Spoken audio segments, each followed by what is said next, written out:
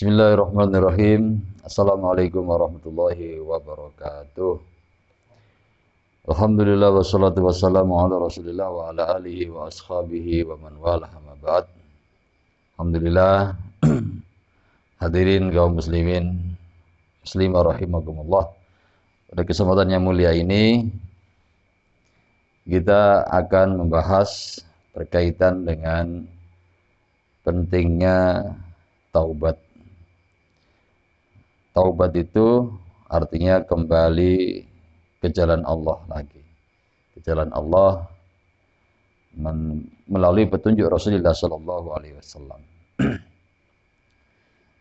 Taubat itu diperlukan oleh setiap anak cucu Adam. Sebab seluruh anak cucu Adam itu berpotensi untuk melakukan tindak kesalahan dan bersifat lupa. Kullu bani Adam khata'un wa khairul khata'in at-tawwabun. Setiap anak cucu Adam itu adalah berpotensi berbuat salah. Yang terbaik di antara anak cucu Adam bukan yang enggak pernah salah. Dia salah kemudian dia bertobat. Itu termasuk orang-orang yang dicintai Allah.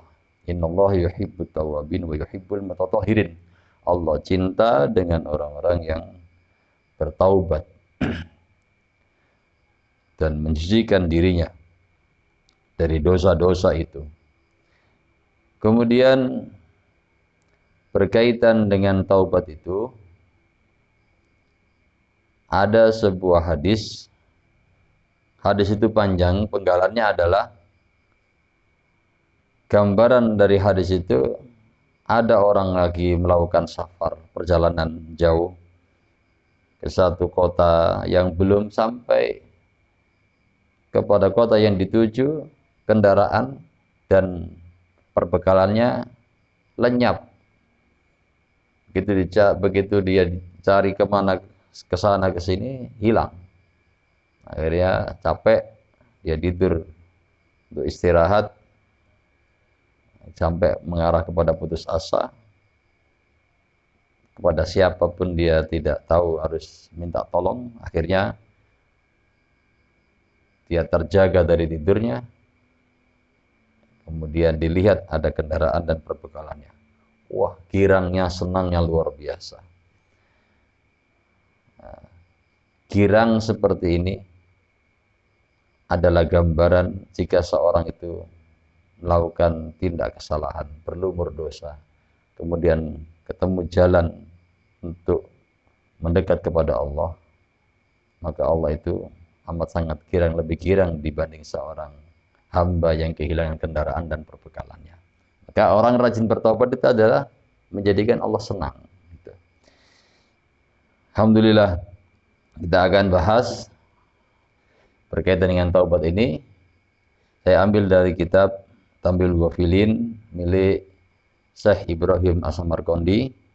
Beliau wafat tahun 373 Hijriah. An Abdullah bin Ubaid ibni Umair qala Adam salawatullah wassalamu alaihi.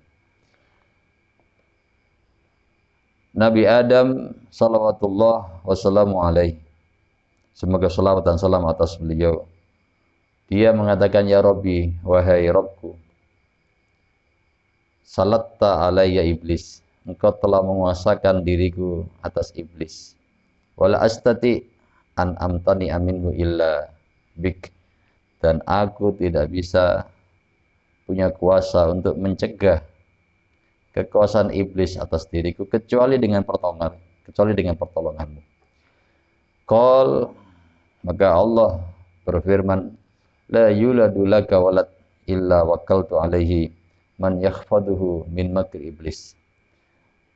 Tidaklah ada kelahiran seorang anak kecuali aku akan serahkan dia kepada malaikat yang menjaga dari tipu daya iblis alaihi la'nah wa min korona isu, dan dari korin-korin yang setan-setan yang buruk atau jin-jin yang mengikuti langkah setan yang buruk itu. Aku akan jagakan dia. Qala ya Rabbi zidni, kata Nabi Adam sebagai Abul Basar, nenek moyang kita. Qala ya Rabbi zidni, tambahkan kepadaku. Qala, Allah berfirman, al hasanatu bi asyri amsalihha wa aziduha. Satu kebaikan yang dilakukan anak cucu Adam, maka akan dibalas 10 kali lipat, dan aku akan tambah lagi, bisa 100 sampai 700 sampai tak terhingga. Kemudian wasai'ah biwahidatin wa amhuha. Kalau anak yang lahir ini kemudian melakukan tindak keburukan, maka satu keburukan dibalas dengan satu keburukan. Bahkan aku akan menghapusnya, kata Allah. Qala ya Rabbi zidni. Nabi Adam alaihissalam meminta kepada Allah tambahan lagi. Qal at-taubah maqbulatun madamatir ruh fil jasad. Pertaubatan anak cucu Adam ini akan diterima selagi ruhnya masih dalam jasad. Jadi selagi nyawa ada di badan dan dia bertaubat, taubat itu makbulah, diterima. Qala ya Rabbi zidni. Belum puas juga Nabi Adam alaihissalam, tambahkan lagi kepadaku. Qal, Allah berfirman, Qul ya ibadiyalladzina asrafu ala anfusihim la taqnatu min rahmatillah innallaha yaghfiru dzunuba jami'a innahu huwal ghafurur rahim. Az-Zumar 52.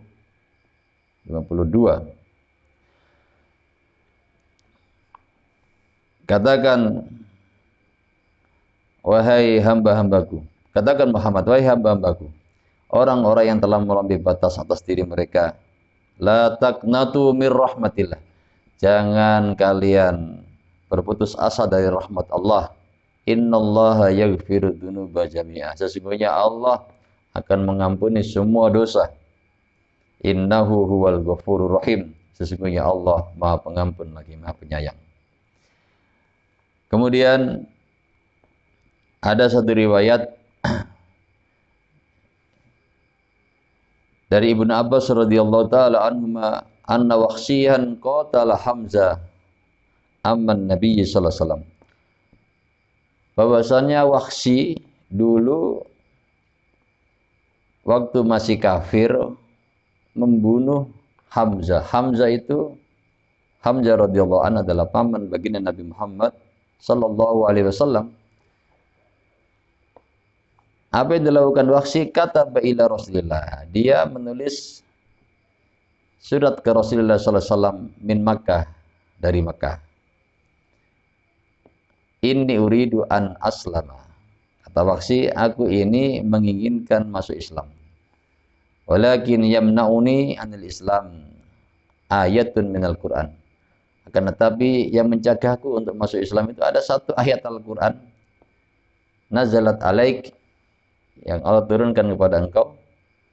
Wahiyya qauluhu ta'ala, yaitu berupa firman Allah Ta'ala, walladzina la yad'una ma'allahi ilahan akhar wa la yaqtuluna nafsal lati harramallahu illa bil haqqi wa la yaznun wa may yaf'al dzalika yalqa athama. Yang artinya, dan orang-orang yang meminta dan orang-orang yang tidak meminta bersama Allah Tuhan yang lain.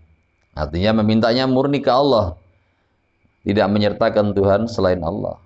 Wala yaqtuluna nafsal lati haramallahu illa bil haqq, dan tidak membunuh jiwa yang Allah haramkan kecuali jalur kebenaran. Wakhshi membunuh Hamzah bukan jalan yang hak, karena Sayyidina Hamzah radhiyallahu an, sahabat Rasul yang mulia, orang beriman, tinggi imannya. Wakhshi kafir saat itu.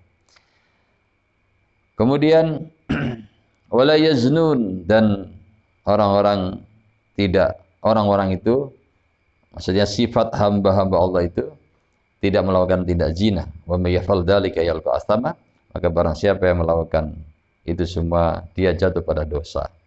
Wa inni qad fa'altu hadhil asya' salasa. Wakhshi mengatakan, aku mengakui 3 dosa itu ada pada diriku. Syirik, ada pada diriku. Membunuh orang tanpa hak ada pada diriku. Kemudian perzinahan ada pada diriku. Ini pengakuan beliau dalam riwayat ini. Kemudian fahal li min taubah. Apakah aku masih bisa diterima taubat? Pada zalat hadil ayat, maka turunlah ayat Al-Quran, illa man taba wa amana wa amila sholihan faulaika yubadilullahu sayyi'atihim hasanat. Kecuali orang yang bertobat dan beriman dan beramal soleh, maka mereka Allah ganti keburukan dengan kebaikan-kebaikan. Fakadzaba dzalika ila waqsi fakadzaba ilahi anna fil ayat syartan. Maka ayat ini dikirimkan ke Waksi, dan Waksi pun membalas surat itu, dan dia katakan di dalam ayat itu ada syarat. Wa huwal amal as-sholih, itu amal soleh, baru dia dihapus keburukan-keburukan. Dan aku wala adri hal aqdiru alal amal soleh amla. Waksi tidak bisa menyanggupi apakah aku bisa beramal soleh apa enggak. Fanazala qaulu ta'ala. Artinya Waksi itu mau masuk Islam tetap enggak mau pakai syarat-syaratan. Oke, Islam masuk Islam aja dulu, enggak usah pakai syarat, karena enggak ada jaminan dalam dirinya bisa untuk istiqomah beramal soleh. Maka Allah menurunkan Al-Quran, innallaha la yaghfiru ay yushraka bihi wa yaghfiru ma duna dzalika liman yasha. An-Nisa 48. Sesungguhnya Allah tidak akan mengampuni dosa syirik atau menyekutukan dia, dan mengampuni dosa selain itu bagi yang Allah kehendaki. Maka tabidzalik ila Waksi, maka ditulis ayat ini ke Waksi. Falam yajid fihi syartan, maka di ayat ini enggak ada syarat-syarat untuk masuk Islam. Kemudian faqaddima al-Madinah wa aslama. Dia datang ke Madinah dan dia masuk Islam. Dalam sejarah, Waksi ini waktu jahiliyah membunuh orang terbaik, yaitu Sayyidina Hamzah radhiyallahu ta'ala an. Kemudian begitu beliau masuk Islam, ditunjukkan keislamannya dengan sungguh-sungguh. Di masa Khalifah Abu Bakar As-Siddiq radhiyallahu an, terjadi pemberontakan dari al-murtadin, orang-orang yang murtad. Saat itu dipimpin oleh Musailam al-Kadzab, maka yang mengeksekusi dari Musailam al-Kadzab adalah Waksi. Maka dia katakan, aku dulu waktu jahiliyah membunuh orang terbaik, sekarang aku membunuh orang terburuk. Inilah bentuk pertaubatan konkret yang dilakukan oleh sahabat Waksi radhiyallahu ta'ala an. Jadi dosa sebesar yang dilakukan Waksi pun, pada akhirnya kalau ada keinginan untuk masuk Islam, tidak ada yang tidak mungkin untuk bisa diampuni sama Allah Subhanahu wa taala. Kemudian yang berikutnya, Rasulullah sallallahu alaihi wasallam bersabda, "Man taba qabla mauti binisfi yaumin taballahu alaihi." Barang siapa yang bertobat sebelum kematiannya, waktu yang dipakai binisfi yaumin, setengah hari saja. Artinya dia mau mati, katakan mau meninggal sore jam 6, kemudian dia taubat di jam 12 siang, maka itu kan setengah hari. Itu Allah terima taubatnya. Hadis ini disampaikan oleh para sahabat ketika mereka lagi berkumpul di Madinah. Mereka duduk, beberapa kelompok sahabat menuturkan hadis seperti itu. Qala qultu anta sami'ta Rasul? Kau mendengar itu dari Rasulullah SAW? Iya, aku mendengar dari Rasulullah SAW seperti itu. Faqala rajul akhar, maka sahabat yang lain mengatakan, sami'tu Rasulullah SAW. Saya mendengar Rasulullah SAW. Beliau bersabda, man taba qabla mautih bisa atin taballahu alaih. Barang siapa yang bertobat sebelum kematiannya dengan 1 jam saja, artinya sebelum meninggal 1 jam, terus dia taubat. Kalau dia kafir, ya dia mengucapkan asyhadu an la ilaha illallah wa asyhadu anna Muhammad Rasulullah. Karena taubatnya kekufuran ya bertauhid. Nah, kalau dia menyesal karena meninggalkan sholat 1 jam sebelum mati, mau wudu, mungkin sholat juga baru 2 rakaat terus dicabut nyawanya, taballahu alaih, Allah terima taubatnya. Wa qala akhar, sahabat yang lain pun mengatakan, sampai itu Rasulullah SAW mengatakan, beliau bersabda, man taba qabla al-ghurghurati taballahu alaih. Barang siapa yang bertobat kepada Allah sebelum nyawa di tenggorokan, maka Allah terima taubatnya. Inilah kasih sayang Allah kepada umat baginda Nabi Muhammad sallallahu alaihi wasallam. Ditunggu perjalanan diri kita ini untuk kembali kepadanya. Maka kalau kembali kepada Allah, maka sungguh amat senang Allah Subhanahu wa taala kepada seorang hamba yang seperti itu. Laksana tadi, seorang yang safar, kehilangan kendaraan dan logistiknya, begitu capek mencari, terus dia tidur, begitu bangun, ternyata kembali lagi. Allah lebih senang dibanding seorang hamba yang menemukan barang hilangnya tadi itu. Bikinlah senang Allah dengan rajin bertobat. Rasulullah sallallahu alaihi wasallam sayyidul anbiya wal mursalin, sayyidul awwalin wal akhirin. Beliau sallallahu alaihi wasallam mengatakan, beliau katakan, wallahi inni la atubu ilallah ta'ala fil yaum mi'ah marrah. Sesungguhnya, demi Allah, sesungguhnya aku ini bertobat kepada Allah dalam sehari itu 100 kali. Padahal dosa beliau yang dulu sudah diampuni, yang akan datang nggak ada, surga udah pasti. Tapi beliau memberikan contoh rajin bertaubat. Artinya apa?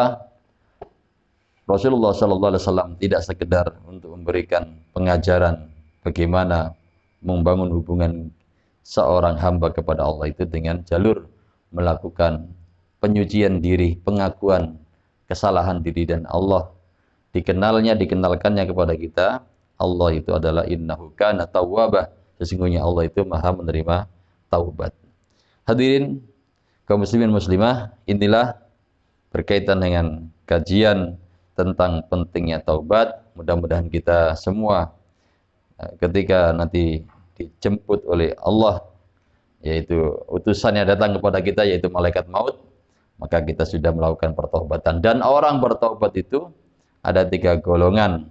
Yang pertama, ada yang lari, artinya tidak mau menerima nasihat tentang pentingnya bertaubat, karena ngerasa masih kuat, masih muda, masih lapang, padahal masalah kematian tidak ada yang tahu, itu masalah gaib. Orang yang seperti rugi tentunya. Orang yang kedua sadar pentingnya taubat, dia segera menyiapkan. Udah siap-siap, ngerasa belum cukup, ternyata udah waktunya dijemput ruhnya. Tapi orang ini kategori ashabul yamin, golongan kanan. Artinya udah ada persiapan, lebih bagus dibanding golongan pertama tadi. Kenapa udah dijemput?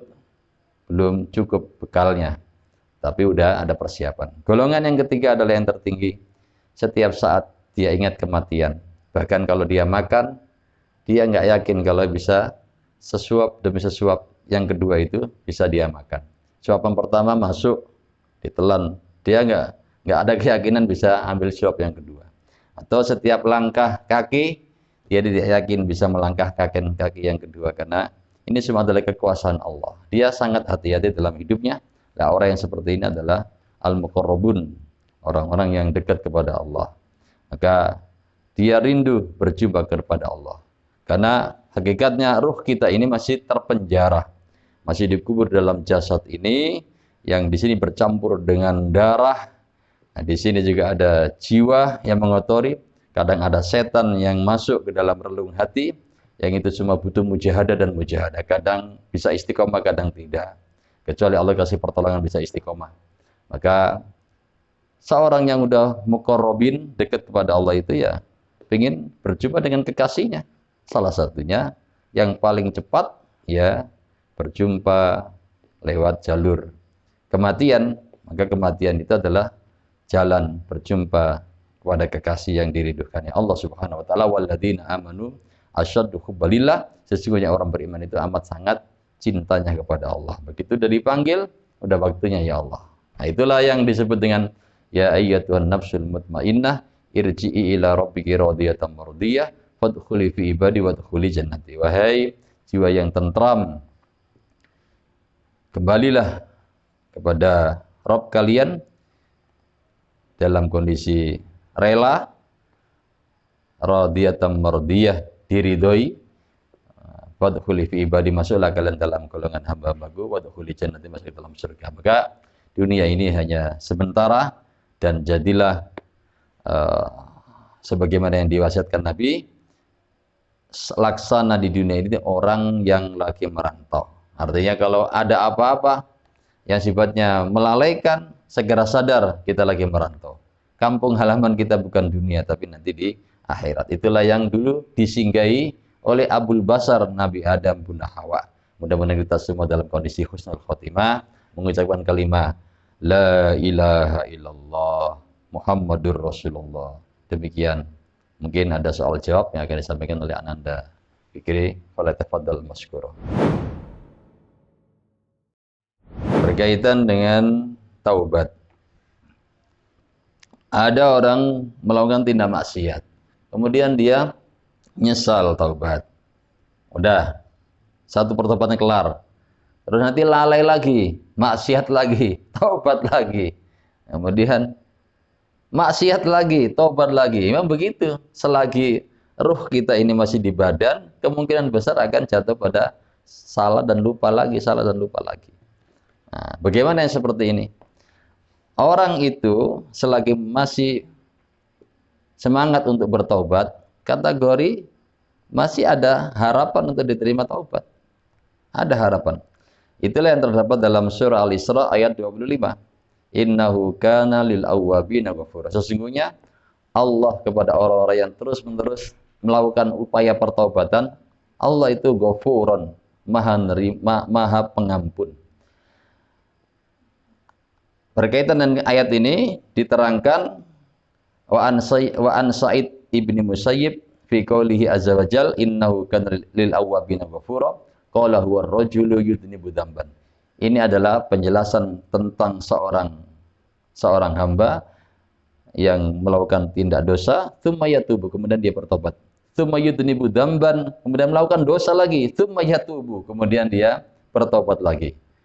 Nah, ditemukan tetap ada kesempatan untuk diterima dosa, diterima pertaubatannya. Mudah-mudahan semangat kita adalah bukan semangat mencari melakukan tidak dosa, tapi semangat kita adalah semangat bertaubat. Itu yang berkaitan dengan ayat ini. Jadi tetap ada kesempatan untuk bertaubat. Kemudian iblis laknatullah alaih dalam keterangan yang lain itu pernah jumpa sama Nabi Musa alaihissalam. Kata iblis, hai Musa, kau ini kan kalimullah. Iya, aku kalimullah. Tolong sampaikan ke Allah, masihkah ada jalan untuk bertobatkan diriku? Padahal iblis dia. Ya udah, saya munajat dulu, tunggu ya. Nah, gak lama kemudian ketemu lagi sama iblis. Gimana Musa? Sudah disampaikan? Udah. Apa kata Allah? Engkau akan diterima taubatnya asal engkau datang ke kuburan Nabi Adam dan perintah yang dulu kau tunda itu kau lakukan. Kata iblis, waktu hidup aja Nabi Adam nggak mau aku tunduk sama perintah Allah, gimana udah jadi udah masuk alam kubur. Nah, artinya iblis pun ada semangat untuk melakukan pertaubatan. Tuh, kita kan bukan iblis, karena manusia kan bukan iblis murni. Nah, manusia itu juga bukan malaikat, bukan. Maksudnya potensi dalam diri itu ada potensi iblis, ada potensi malaikat. Tapi asli kita adalah bisa, kalau benar dalam pencerahannya bisa mengalahi malaikat. Karena memang dalam diri kita ada nafsu. Kalau malaikat taat kan maklum, karena memang mereka nggak punya nafsu. Nah, kalau dalam diri ini angkara murka yang ada, marah, sombong kayak iblis, ya sangat mungkin karena disetir sama nafsunya. Tapi kenapa menggunakan akal sama nuraninya? Nah, maka dalam hal ini pentingnya kita rajin untuk mujahadah, bertaubat itu biar tidak dikalahkan sama nafsu kita. Mudah-mudahan Allah tolong kita semua. Amin. Kemudian, ya. Ya. Cara terbaik untuk bertobat, Rasulullah Shallallahu Alaihi Wasallam beliau memberikan pengajaran. Ada satu hadis dari Abu Bakar radhiyallahu an. Dia berkata, Rasulullah Shallallahu Alaihi Wasallam bersabda, "Ma min abdin yudnibu dzamban." Tidaklah seorang hamba itu melakukan tidak dosa, kemudian fayatawaddo, dia berwudu, fayuhsinul wudu, kemudian membaguskan wudunya, wa yusalli, habis wudu dia salat. Salatnya berapa rakaat? Ini 2 rakaat. Wa yastaghfirullah. Setelah salat 2 rakaat, ya, assalamualaikum warahmatullahi wabarakatuh, assalamualaikum warahmatullahi wabarakatuh, wa yastaghfirullah. Dia minta ampun kepada Allah. Seorang hamba yang seperti ini, habis dosa, kemudian berwudu, dibaguskan benar wudunya, kemudian salat 2 rakaat, salat sunnah, habis wudu itu, ada yang katakan salat sunnah taubat, Allah, kemudian dia minta ampun kepada Allah, illa ghufirallahu lah. Dengan asbab melakukan wudu, kemudian salat, kemudian banyak istighfar, Allah ampuni dosa-dosa dia. Kemudian Rasulullah SAW membaca ayat Al-Quran, walladzina idza fa'alu fahishatan aw dzalamu anfusahum dzakarullah fastaghfiru lidzunubihim wa may yaghfiru dzunuba illallah wa lam yusiru ala ma fa'alu wa hum ya'lamun. Ulaika jazaohum maghfiratun min rabbihim wa rahmah. Ulaika jazaohum maghfiratun min rabbihim wa jannatun tajri min tahtil anhar khalidina fiha wa ni'ma ajrul amilin. Dan orang-orang yang mereka ketika melakukan fahisyah, tindak kekejian atau dolim dengan diri mereka sendiri, mereka ingat Allah, kemudian minta ampun atas dosa-dosa mereka. Siapa gerangan yang bisa mengampuni dosa-dosa kecuali Allah? Tidak ada yang bisa mengampuni dosa-dosa kita kecuali Allah.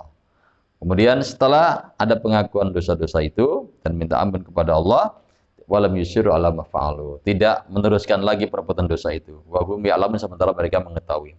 Maka balasan bagi mereka yang sudah seperti ini, mereka memperoleh ampunan. Ulaika jazaohum maghfirah min rabbihim, dari Allah Subhanahu wa taala, dari Tuhannya, wa jannatun tajri, dan disiapkan surga mengalir di bawahnya sungai-sungai, khalidina fiha, sungai-sungai yang yang mengalir di bawahnya, dan mereka kekal di dalam surga itu. Wa ni'ma ajrul amilin, sebaik-baik balasan untuk orang yang beramal. Jadi sudah berdosa, tahu caranya untuk menghapus dosa, langsung dibalas Allah dengan balasan ampunan, disiapkan surga, mengalir di bawahnya sungai-sungai, mereka kekal abadi. Artinya diboyong, orang bertaubat itu udah siap dikasih tempat yang tidak mungkin jatuh salah lagi. Iya kan? Asal dilakukan apa yang diwasiatkan Nabi sallallahu alaihi wasallam.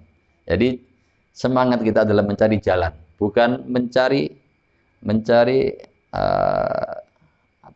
mencari keputusasaan. Karena ada orang udah berbuat dosa maksiat, putus asa, nggak ketemu jalan, itu bahaya. Nah, makanya pentingnya mengkaji bab taubat itu, kita mencari jalan, membuka jalan. Mudah-mudahan jalan ini adalah bagian dari rencana Allah untuk membimbing kita yang sudah dalam kegelapan menjadi terang, dalam keputusasaan menjadi punya harapan, karena Allah itu menyiapkan jalan pintu pertobatan. Yang paling gampang adalah mengkaji ilmunya para ulama. Ya, seperti inilah yang kita bahas. Mudah-mudahan hati kita jadi hidup, pikiran kita jernih, sehingga kita bisa meniti petunjuk Allah dan Rasulnya. Amin ya rabbal alamin. Oke, begitu. Iya, bagus. Iya. Pertanyaannya bagus, berkaitan dengan sikap mental kita. Udah banyak salah, banyak noda dan dosa, tapi pengen sukses juga. Ya, tetap pintu masuknya adalah bertobat dulu. Karena Allah Subhanahu wa taala itu ketika seorang hamba itu sudah menyadari kesalahan, kemudian mengharapkan yang lebih, itu kepada Allah ya nggak salah, karena ya hanya Allah yang bisa mengcover seluruh angan-angan dan cita-citanya.